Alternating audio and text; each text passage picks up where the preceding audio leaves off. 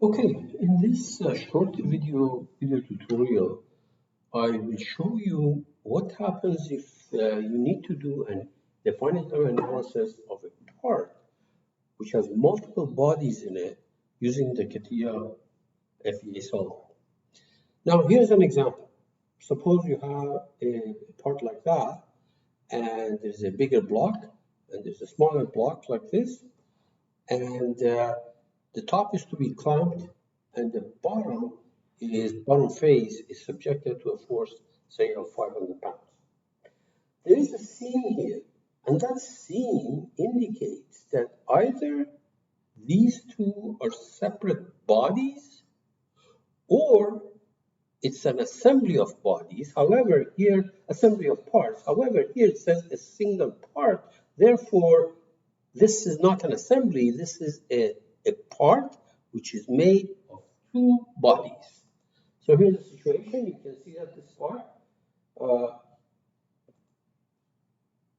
body contains this pad, and body 2 has this little indentation here. Okay, so there's the part body, the bigger block, and there is the small body, which is body 2. Now I'll show you the issues that you will run into if you're not careful here.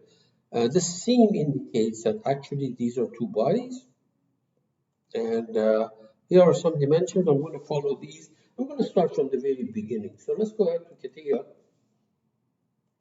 and make the, here's the part. Okay, so let's go make that the bigger block first. So on that vertical plane, I will sketch, for example, a square which is 3 inches by 3 inches. These dimensions are in inches. So this is 3 inches. And this one is also 3 inches. Okay, exit and padded for 2 inches. Okay, good. Now, first of all, if I want to make that little piece down here, I would probably go on that face and I will sketch perhaps a square 1 inch by 1 inch. Let's do that. We'll clean it up in a minute. So this point coincident with that point. Okay, and then dimension it. So this is 1 inch, and this is 1 inch. And exit, and pad it by 2 inches, right? See this? 2 inches. The problem is that when you pad that for 2 inches, this piece is going to get merged into the one on the left, okay?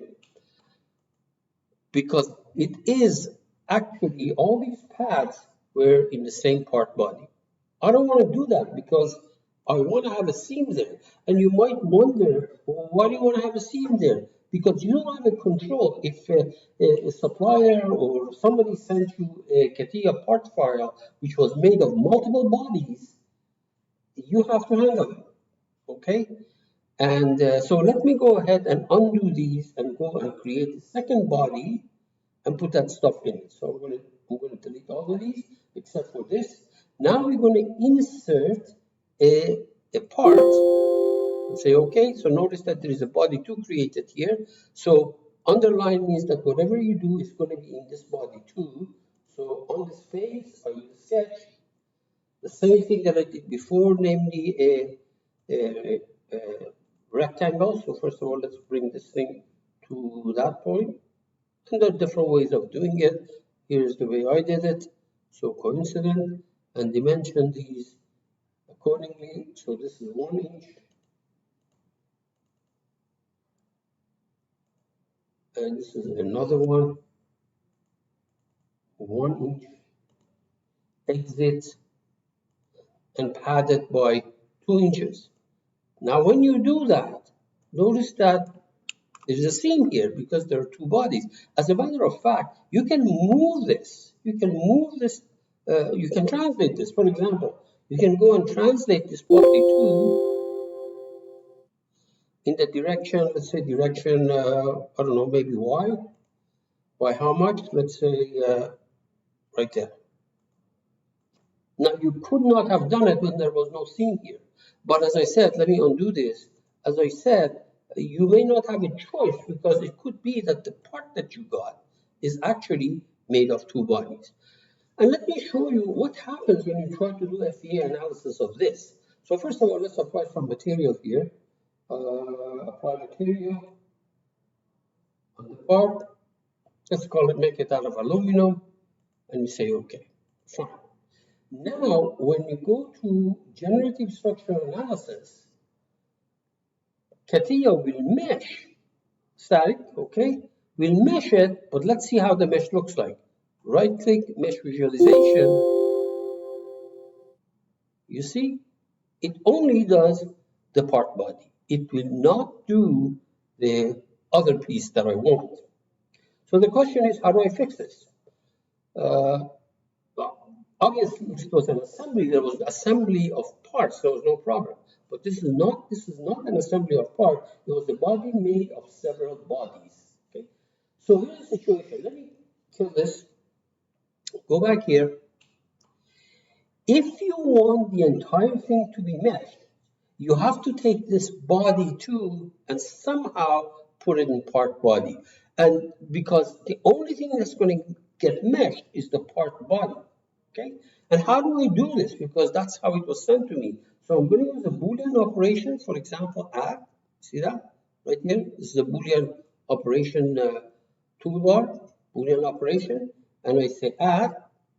It says add what? Add this body to part body. That was picked automatically after path. And you say, okay. So now that this happens, we can go and mesh it. And of course, the whole thing is going to get meshed.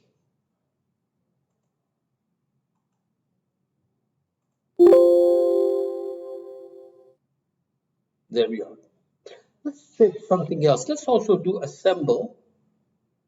Let me actually go ahead and finish this problem, and then we worry about, instead of adding it, we go and do assemble, okay? So let's go ahead and deactivate this block. Okay. So the top was clamped. This face was subjected to a load in the downward direction Z of minus 500. Okay, and then we want this. Good. And of course, we can run it. There's no problem. When these were in two separate bodies, body two did not get meshed. And of course, it's gonna be fine. So let's do something else. Let me get rid of this and go back to my part, and let's do a couple of undos and try to assemble it. See what assembly we do the same thing. So here is body two, got moved out of that because I undid it. So let's go ahead and say assemble this two-part body, say okay. And notice that it did the same thing. Basically, it merged them.